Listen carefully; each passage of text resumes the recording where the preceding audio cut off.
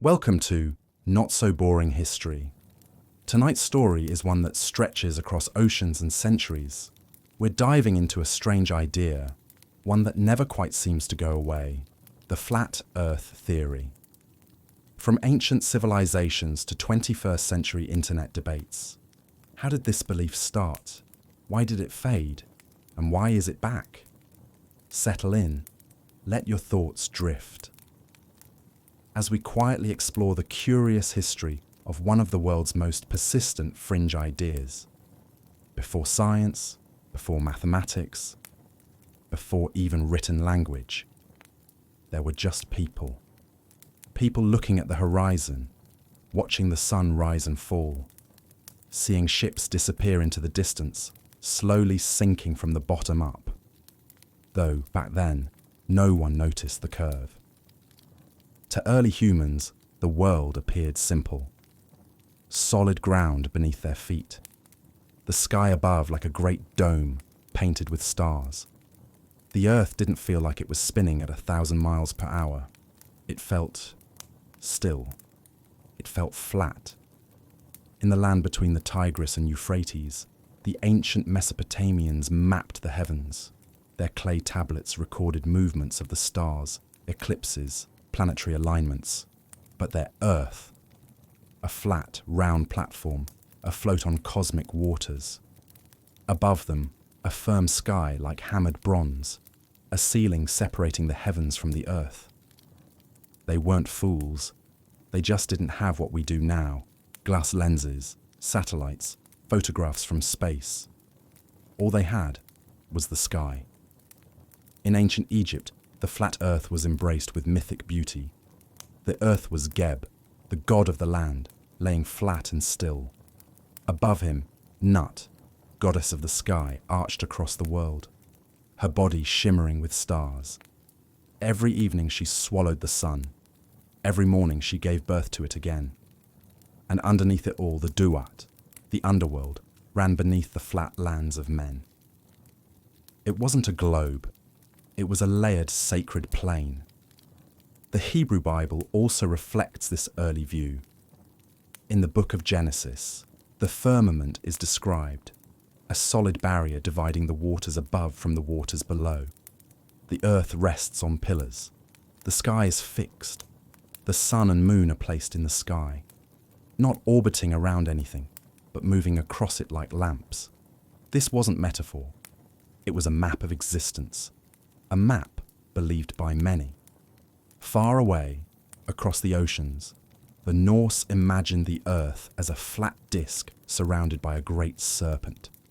The sky, a dome built from the skull of the first giant. Even in India, ancient Vedic texts describe the earth as flat, supported by cosmic elephants, balanced on a turtle that swims through a sea of stars. To all these cultures, spread across continents, languages, and beliefs, one thing felt universally true. The earth was flat, fixed, and surrounded by the unknown. Because how could it be anything else? No one had flown above it. No one had circled the globe. No one had even seen the horizon curve, not clearly. And so, for many centuries, this was the foundation of human understanding. Flat, sacred, steady. A world made for us, a world with edges, maybe even an end. But somewhere, quietly, new ideas were beginning to form. Ideas that would challenge everything, and in time, reshape our place in the universe. The wind moves differently when you start to question everything. It brushes across the skin not as something casual, but as something mysterious, invisible, but real. A force that whispers, there's more than meets the eye. In the lands of ancient Ionia, now modern-day Turkey, philosophers began to step away from myth. Not to disrespect the gods, but to understand their world through reason. They asked not just what the world looked like, but why it behaved the way it did. And slowly, gently, they began to suspect something strange. What if the earth wasn't flat? What if it had a shape? Anaximander, born in the 6th century BCE, imagined the earth as a floating body in space. not held up by water or beasts or pillars, but free, suspended in balance, because there was no reason for it to fall in any one direction. This idea wasn't quite the round Earth we know now. He imagined a cylinder, upright like a coin. But even that was revolutionary, because for the first time, someone had detached the Earth from physical supports. It was just there. Then came the Pythagoreans. They believed that mathematics was the language of the universe, that beauty could be found in numbers and geometry. Pythagoras himself, whether myth or man, suggested the Earth was not only suspended in space, but a perfect sphere. Why a sphere? Because it was the most elegant form, symmetrical, balanced, complete. To them, the Earth wasn't just round, it was sacred. But this was philosophy. What about proof? Enter Aristotle. He lived about a century later, and unlike the mystics before him, Aristotle valued observation. He looked at the stars and noticed something peculiar. When you traveled north, new stars appeared above the horizon. When you moved south, they vanished again. If the Earth were flat, that wouldn't happen. He also watched lunar eclipses. When Earth's shadow passed over the moon, it was always curved, not oval, not misshapen, always round, a clue hidden in the heavens. And then there were ships. From the shores of ancient Greece, Aristotle watched sails vanish into the distance. First, the hull disappeared, then the mast, as if the ship were slipping over the edge of something curved. To him, this was no illusion. It was the fingerprint of a round Earth. Still, no one had measured it, until a quiet man in Alexandria took up the challenge. Eratosthenes, a librarian, a mathematician, a dreamer with a mind like sunlight. He had heard something odd, that in the town of Syene on the summer solstice, the sun shone directly down into a deep well. No shadow. But in Alexandria, on the very same day, shadows did appear, long and angled. He knew this shouldn't happen on a flat surface, and so he set out to calculate the curve. He placed a stick in the ground, measured the length of its shadow, calculated the angle, about 7.2 degrees. Then, using the distance between Syene and Alexandria, roughly 5,000 stadia, he performed a bit of geometry. And the result? He estimated the circumference of the Earth to within just a few percent of the modern figure, over 2,200 years ago, with a stick and sunlight. It was quiet brilliance, and few people today even know his name. As time moved forward, so did the idea of the globe, not just among Greeks, but Persians, Indians, Chinese thinkers too. The Islamic Golden Age preserved and refined Greek astronomy, building upon it, expanding it, translating it into Arabic and Latin. In Baghdad, scholars mapped the stars with incredible precision. Al-Biruni, a Persian polymath, calculated Earth's radius using trigonometry and mountain shadows. His result? Uncannily close to Eratosthenes, again without ever leaving the ground. The world, they believed, was not only round, but part of a vast, ordered cosmos. Later still, in medieval Europe, the round Earth remained standard knowledge, even as superstition returned in waves. Monks copied Aristotle and Ptolemy, sailors navigated by the stars, and the curved shadow of Earth continued to fall across the moon, a quiet, constant reminder of the planet's shape. But belief isn't always erased by facts, because even as the evidence for a round Earth stacked higher than the pyramids, the memory of the flat Earth lingered. It stayed in storybooks, in whispers, in stubborn corners of thought, dormant, but never gone. And much later, when ships had circled the globe and men had walked on the moon, that old idea would crawl back from the edges of history, rebranded, louder, and more certain than ever. But before that revival, there came one of the greatest misconceptions of all, the idea that people in the Middle Ages believed in a flat earth. In truth, they didn't. But a myth was born. And myths, like shadows, can stretch further than truth. History is full of shadows, not just the kind cast by the setting sun, but the ones left behind by memory, by assumption, by stories told over and over until they start to feel like truth. One of the most enduring myths of all is the idea that people in the Middle Ages believed the earth was flat. It's a neat story, simple. It paints the past as dim and uncurious, a world of fearful minds afraid of falling off the edge. But as we drift through time, the truth is often softer and stranger. Let's go back to the 8th, 9th, and 10th centuries, the so-called Dark Ages. But even in that darkness, there were candles of learning still flickering, in abbeys, in libraries, in towers built to chart the stars. Monks were copying ancient manuscripts, preserving the works of Aristotle, Ptolemy, and others. Educated thinkers, especially those in the church, never stopped believing in a spherical earth. To them, the heavens moved with too much harmony for the earth to be a flat slab. Celestial models, armillary spheres, globes made of brass, all hinted at a cosmos in motion, circular, orderly, divine. In the 1200s, the Dominican scholar Thomas Aquinas wrote of the spherical earth without hesitation. So did his contemporaries. No one debated whether the earth had edges. They debated other things. How many angels could fit on the head of a pin? What lay beyond the fixed stars? But not whether the planet curved. Even sailors, rough, calloused, and guided by instinct more than math, knew that ships disappeared mast last over the horizon. They navigated by constellations that shifted with latitude. They read the stars like maps. And so, the belief that medieval people feared a drop-off at the edge of the sea is not history. It's fiction. So where did that fiction come from? It was planted slowly, and much later.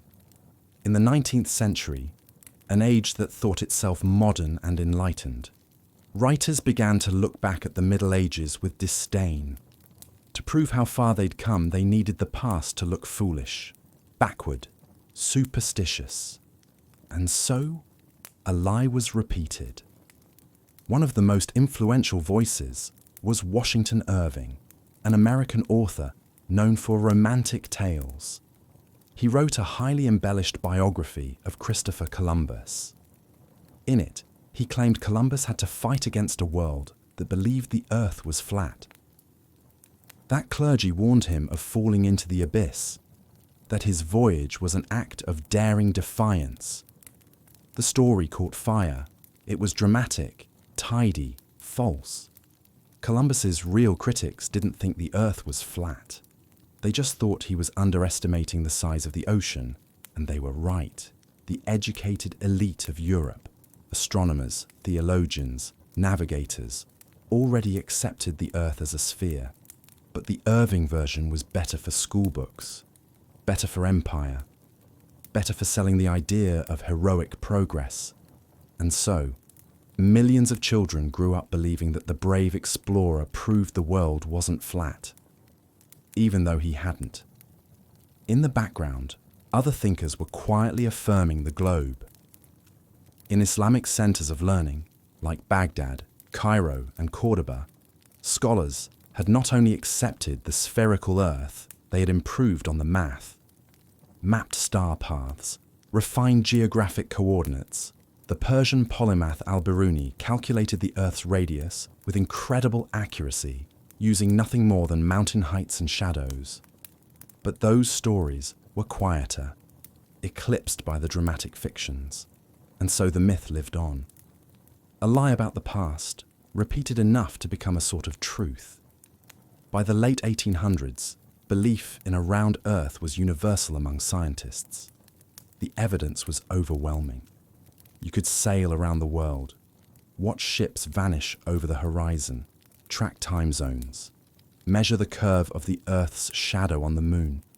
It seemed unquestionable, settled, complete. But belief doesn't always follow logic, because at the very moment the globe seemed most secure in the public mind, an old idea stirred again. And this time it would wear a new face, modern, confident, loud. A man in England would soon begin printing pamphlets, speaking at riverside fairs, challenging the globe not with faith, but with what he called zetetic reasoning, a way of seeing that rejected distant authority in favor of direct experience. And through him, the modern flat earth movement would be born. It was the 1830s. England's skies were thick with coal smoke. Steam trains hissed through the countryside. Telegraphs had yet to speak their first electric word. And the shape of the earth was, to most people, settled science. But in the quiet town of Dover, beside the murmuring river Dower, a man stood with a telescope and a different view. His name was Samuel Burley Rowbotham. He was not a scholar in the traditional sense. No university ties, no medals, no observatories. But he had a talent, not for equations or telescopes, but for persuasion. Rowbotham was curious, and more importantly, skeptical. He didn't trust distant truths, and he didn't think others should either. In 1838, he conducted what he called a simple, undeniable test. He went to the Bedford level, a long straight stretch of man-made water in Cambridgeshire, flat and still as glass. There, he placed a telescope just above the surface and asked a boatman to row 6 miles down the canal. According to standard science, Earth's curvature should cause the boat to slowly sink from view, about 24 feet of drop over 6 miles. But Rowbotham claimed he could see the boat the entire time. No curve, no sinking, just a straight line, a flat path. It didn't matter that the method was flawed. That atmospheric refraction could bend light and distort distant objects. To Rowbotham, it looked flat, and that was enough. He began to build a framework around this belief, one that challenged not just astronomy, but gravity, optics, and physics as a whole. He published his results and theories under a pseudonym, Parallax. Later, he would gather it all into a book, a dense, fiery volume titled Zetetic Astronomy, Earth Not a Globe. The word zetetic comes from the Greek, zetetikos, meaning inquiry or seeker. But Rowbotham's method wasn't just about seeking truth. It was about challenging anyone who claimed to already have it. He didn't ask people to accept equations. He asked them to look out their window, to trust what they saw. The Earth doesn't feel like it's spinning, he argued. You don't see curvature when you stand on the beach. If water finds its level in a glass, why would it curve over a ball? The message resonated because at its core, it wasn't about science. It was about doubt, about empowerment, about saying, no, I'll decide for myself. Rowbotham took his ideas to the public, not through scholarly journals, but through lectures, under canvas tents, in rented halls, at travelling fairs. He debated schoolmasters, confronted surveyors, and took on all challenges. He wasn't a fool. He knew how to command a room. He used questions instead of answers. He turned uncertainty into applause. After his death in 1884, others carried the torch. Lady Elizabeth Blount, an aristocrat and spiritualist, became one of the movement's most devoted champions. She founded the Universal Zetetic Society, printed newsletters, and organized further experiments. They repeated Rowbotham's Bedford level test. They photographed ships at sea. They collected statements from sailors who claimed to see distant shores they shouldn't be able to. Their world wasn't just flat, it was bordered, surrounded by Antarctic ice, covered by a firmament like a dome. The sun and moon weren't millions of miles away. They circled overhead, small and close like lanterns on a track. And beyond the dome, well, that was left vague. Perhaps heaven, perhaps infinity, perhaps something unknowable. The flat Earth view, according to Rowbottom and Blount, was not just about geography. It was a cosmology, a worldview, one that restored humanity to the center, that rejected the spinning rock hurtling through indifferent space and replaced it with something intimate, stable, even sacred. To them, science had stolen something from the human spirit. The globe was too cold, too mechanical, too vast. But the flat Earth was personal, made for us, surrounded by purpose. As odd as it may seem now, their views caught on. The Universal Zetetic Society grew. They printed diagrams, maps, rebuttals, held meetings, wrote letters to newspapers, appeared in courtrooms, debated teachers and sea captains alike. But their moment would not last forever. By the early 20th century, with airplanes crossing continents, radio signals travelling across oceans, and satellites soon to orbit above, flat Earth belief began to shrink again. It slipped into the background, a curiosity, a fringe, mentioned in passing, like a ghost of an older world. But it never disappeared entirely. It waited, in margins, in footnotes, in quiet corners of contrarian thought. And when the right tools arrived, tools that could spread ideas across the globe instantly, it would return again. Not as a whisper, but as a movement. The 20th century moved quickly. The Earth was no longer just explored, it was photographed from above. Airplanes crisscrossed continents.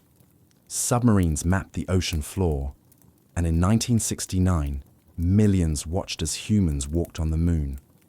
A blue marble floated behind them, curved, spinning, beautiful. It should have been the end of the flat Earth, but belief doesn't vanish with evidence. It adapts. It waits. During the decades that followed, flat Earth ideas didn't disappear. They simply went quiet, tucked into the corners of niche publishing houses, passed quietly through certain religious groups, shared by letter, whispered through sermons, folded inside old yellowing tracts. The Universal Zetetic Society had faded, but its torch was picked up by others. One of them was Charles K. Johnson, an eccentric but tireless believer living in the California desert. In the 1970s, Johnson became president of the International Flat Earth Research Society. From his home in Lancaster, he typed letters, ran a small newsletter, and mailed flat Earth literature to anyone who asked. His wife helped him hand-assemble pamphlets. Their house, filled with diagrams and clippings, became a kind of museum of defiance. To Johnson, the moon landing was fake.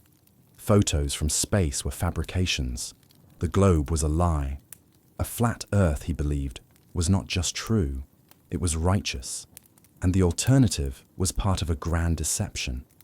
A plot not just of scientists, but of the very powers that shaped the world. He wasn't alone. Some who followed his beliefs did so for religious reasons. To them, the globe contradicted Scripture. The Bible spoke of firmaments, of fixed foundations, of corners and ends.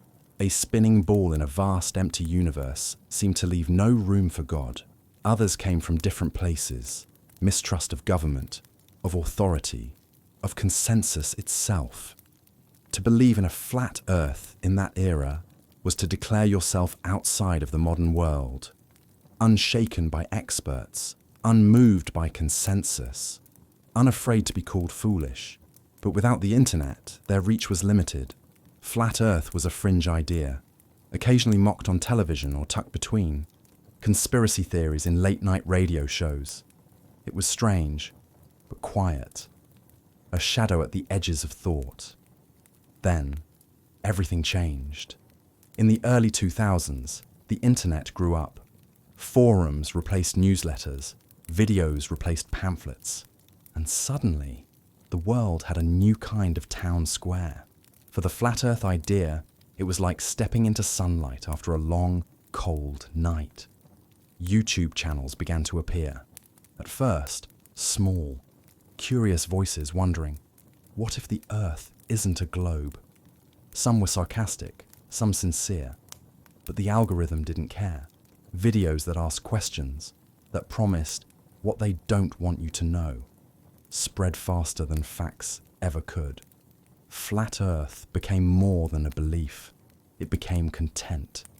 And the more people clicked, the more it appeared.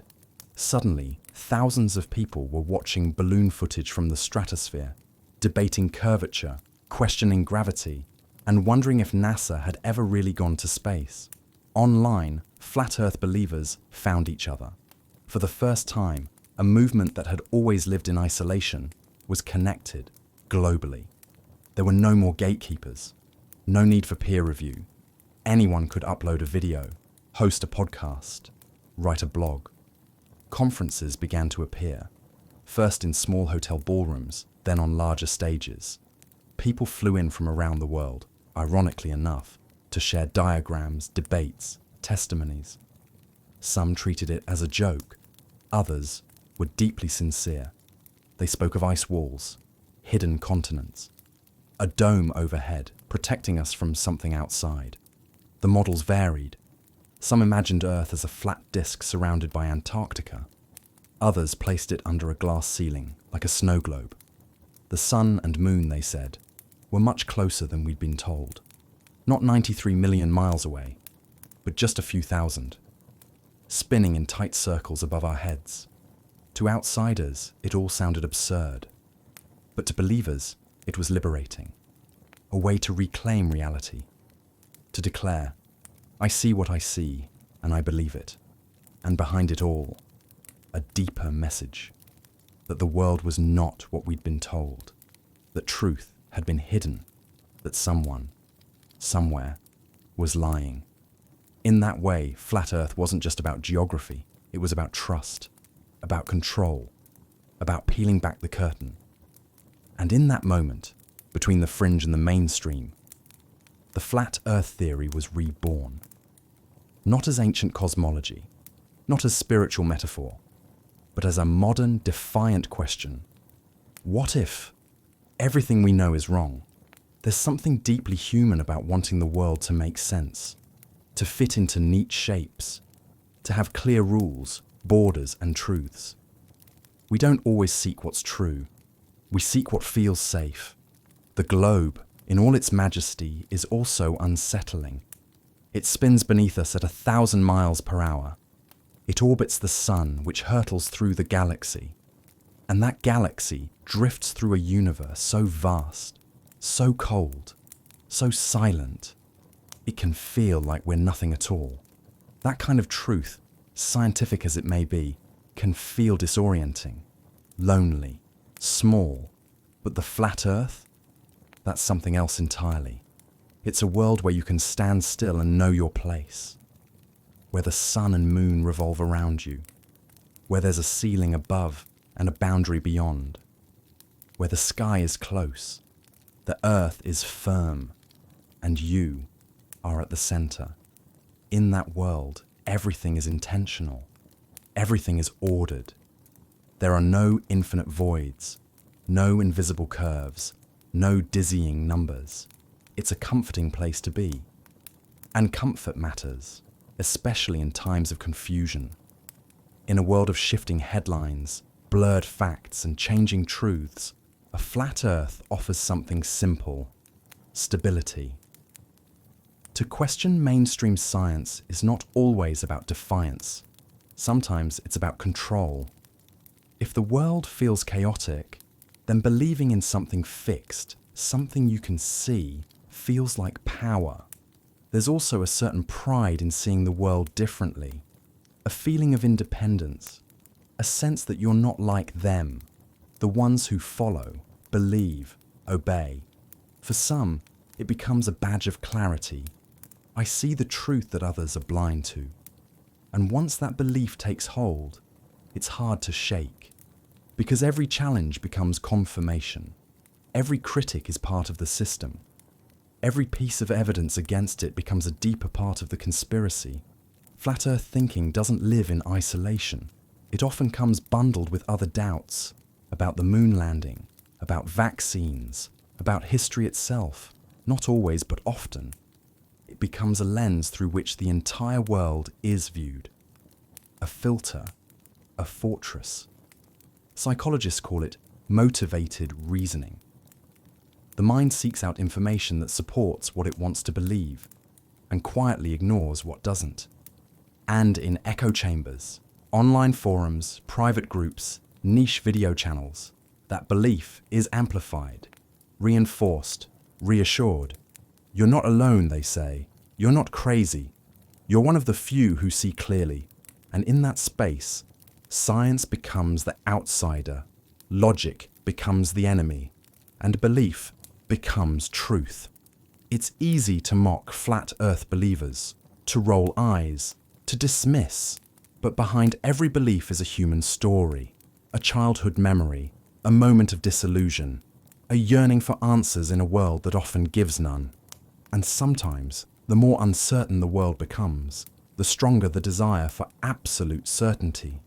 A world where the ground doesn't move, where the sky doesn't lie, where someone, something, is in control. And so, despite every satellite, every photo, every measurement, the flat Earth survives, not just as an idea, but as a refuge, because even the most irrational belief can offer a kind of peace. By now, the flat Earth is no longer just an idea. It's a landscape of belief, a culture, a debate that lives on the edge of science and certainty between skepticism and faith. As the 21st century unfolds, the internet hums with competing truths. You can find a photo of the Earth taken from the moon, and beneath it, a comment insisting it's fake. You can hear astronauts describe the curvature, and someone will ask, where's the proof? The question keeps returning. Who decides what's real? Flat Earth communities today are more varied than ever. Some still follow the zetetic model. Flat disk, dome above, ice wall beyond. Others propose more complex theories, pulling from scripture, metaphysics, or even simulation ideas. It's no longer just about geography, it's about worldview. Some see it as rebellion, others see it as revelation. Some approach it with curiosity, some with conviction.